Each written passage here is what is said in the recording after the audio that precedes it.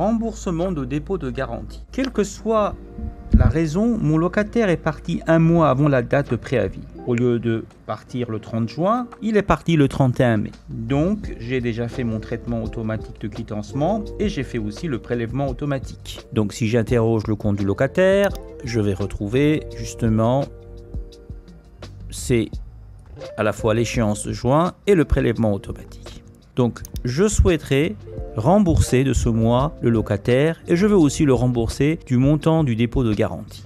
Donc, je note bien qu'il avait un loyer de 489,29 plus 1 € de provision et charges. Donc, première chose à faire, je modifie la date de sortie. Donc, je vais mettre le 31/05/2023. Entrée. J'ai un message d'alerte. Attention, validez la fiche avant tout nouveau traitement. OK. Je valide la fiche. J'ai un message. Attention, vous venez de modifier la date de sortie du locataire. Pensez à vérifier sa situation comptable en fonction de sa date de sortie. OK. Voulez-vous générer l'envoi des courriers suite à la sortie du locataire? Dans cette petite vidéo, je dis non. Et je ferme aussi les fenêtres qui s'ouvrent successivement.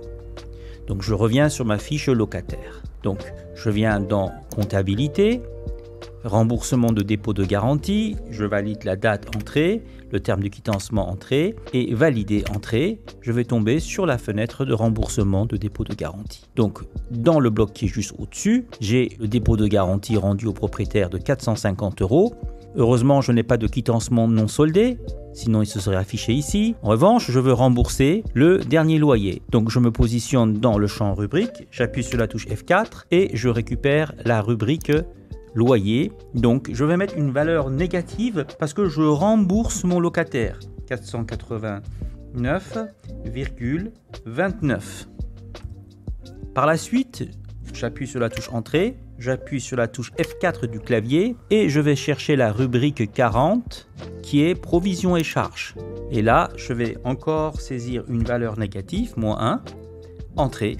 Donc, et là, vous voyez, donc en faveur du locataire, j'ai 940,29. Vous avez le montant total. Règlement automatique par, nous vous conseillons de choisir virement.